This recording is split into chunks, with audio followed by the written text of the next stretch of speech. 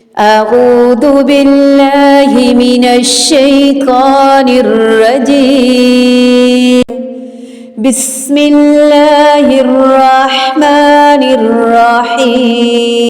حروف مقطعات کو پڑھنے کے لیے چند باتوں کو سمجھیں گے۔ لکھے ہوئے تو ساتھ ساتھ ہیں لیکن قاف طا عین مقطعات قطع لکھے ہوئے جوڑ جوڑ کے ہیں، پڑھنا کاٹ کاٹ کر ہے۔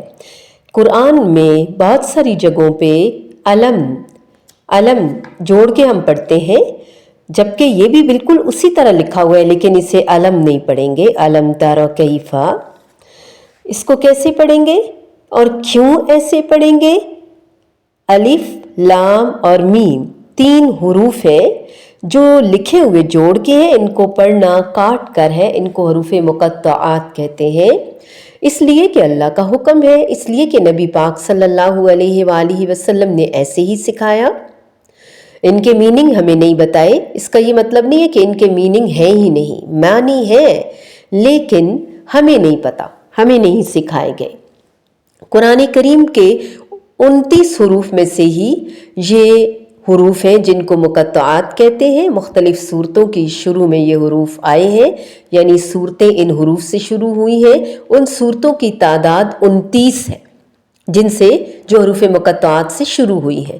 اب سوال یہ پیدا ہوتا ہے، کسی حرف پر مد ہے، کسی پر شد ہے اور کسی پر کھڑی زبر ہے، اور یہ کیوں ہے؟ ہم نے پہلی تختی میں پڑھا کچھ حروف 2 حرفی حروف ہیں اور کچھ 6 حرفی حروف ہیں، یعنی جو 2 حروف سے مل کر بنتے ہیں وہ کھڑی زبر کے برابر الف مدہ کے برابر ان کو لمبا کیا جاتا ہے، جبکہ جو 6 حرفی یعنی 3 حروف سے مل کر بنے ہیں ان کو 3 الف کے برابر لمبا کیا جاتا ہے۔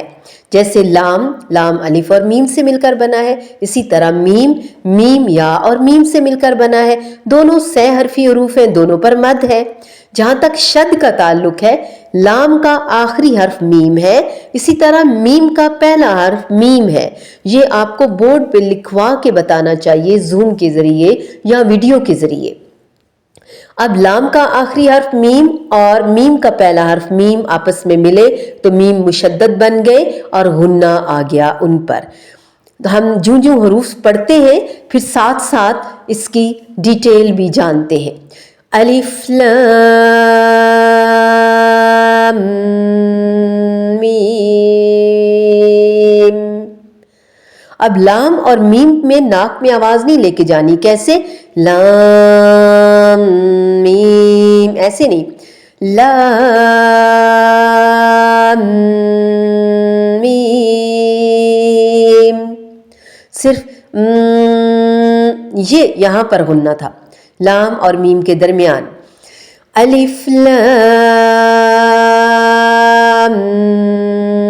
میم،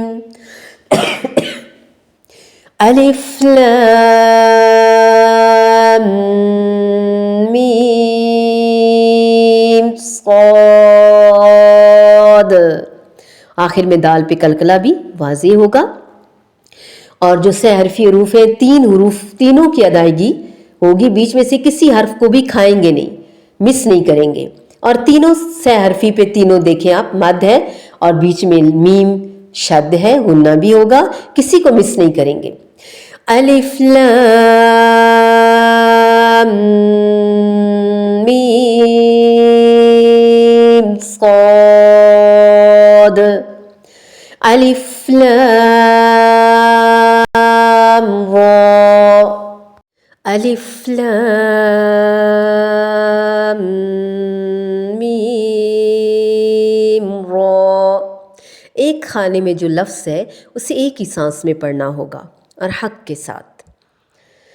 الف محقق ہے، الف کو اچھی طرح الف لام اور فا، اسی طرح لام مقدار پوری ہوگی اور غنہ نہیں ہوگا، جبکہ میم پہ غنہ ہوگا، یعنی لام کا میم اور میم کا میم۔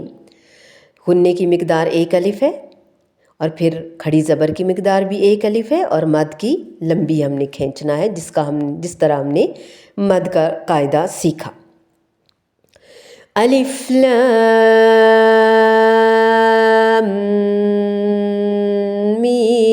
میم یعنی مد کو 3 الف کے برابر اور شد کو یعنی غنّے کو 1 الف کے برابر اور کھڑی زبر کو بھی 1 الف کے برابر.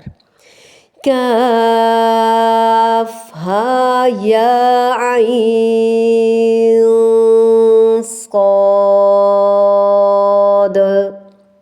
کاف سے حرفی ہے اس لیے 3 الف کے برابر.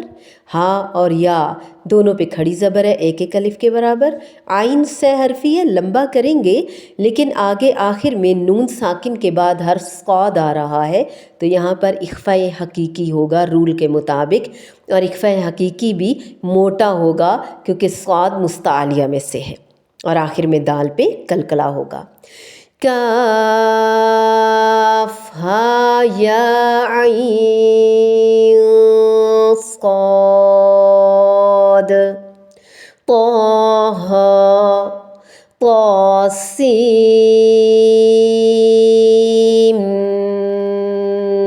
میم. تو آپ پہ کھڑی زبر ہے.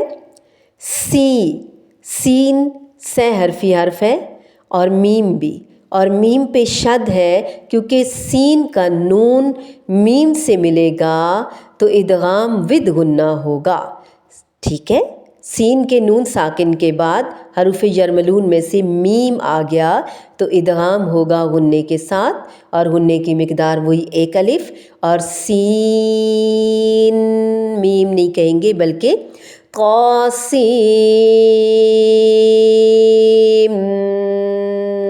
میم. طاسین یاسین صاد حامیم عین سین قاف. وہی کلیہ جو ہم پڑھ چکے ہیں. ہا کھڑی زبر 1 الف کے برابر لمبا ہوگا. آگے 4 حروف ہیں، چاروں سے حرفی ہیں، چاروں کو 3 الف کے برابر مد لمبی کھینچیں گے. میم میں میم ساکن ہے یعنی اظہار شفوی ہوگا. میم ساکن کے بعد حرف عین آ گیا، عین کے نون کے بعد سین آیا، پھر سین کے نون کے بعد قاف آیا. اخفاء حقیقی ہوگا دونوں پر، لیکن ایک پہلا باریک ہوگا سین کی وجہ سے اور دوسرا پر ہوگا قاف کی وجہ سے. حامیم عین سین قاف. حامیم قاف نون. اب اس میں بھی نون ایسے ننگنی ناک میں نہیں کریں گے. نون جب ہونٹ مکمل گول ہوں گے تو آواز ناک میں نہیں جائے گی.